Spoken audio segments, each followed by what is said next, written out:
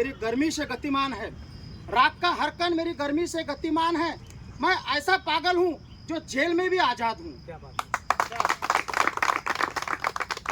जिस तरह से खोदकर भाव ने बहुत ही अच्छे मार्मिक शब्दों में भगत सिंह साहब के विचारों को हमारे सामने पेश किया है।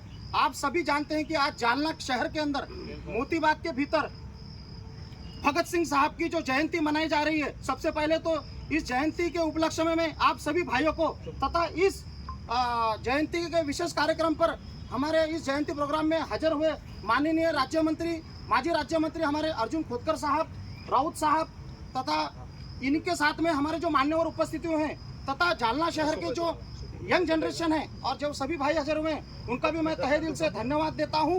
और शहीद भगत सिंह की जयंती के विशेष पर मैं आपको एक सूचना देना चाहता हूं, एक संदेश देना चाहता हूं कि भगत सिंह कौन थे।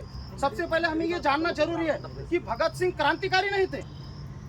अभी आप ये सोच रहे होंगे कि मैं ये क्या कर रहा हूँ। भगत सिंह एक ऐसा क्रांतिकारी था जो भारत की सोई हुई जनता को, बहरी जनता को अपने विचारों के माध्यम से, अपने क्रांतिकारी विचारों के माध्यम से जगाकर इस देश के महत्व को समझाना चाहता था।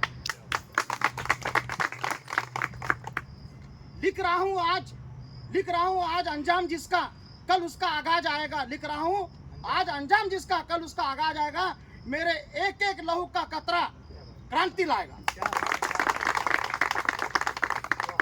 अपने भगत सिंह साहब केवल क्रांतिकारी नहीं थे जिन्होंने हंसते हंसते फांसी पर लटक गए।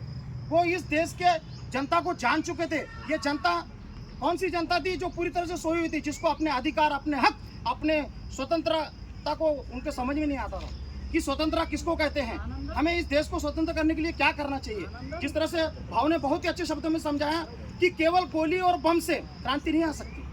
देश को स्वतंत्र अगर दिलाना है तो केवल बम और गोली का यूज करना जरूरी नहीं है। तो हमारे ऐसे क्रांतिकारी विचारों को ऐसी शान पर घसना होगा जो हर एक के दिलो धड़कन को जगा सके। और यही विचारों को लेकर वो उत्पन्न हुए थे।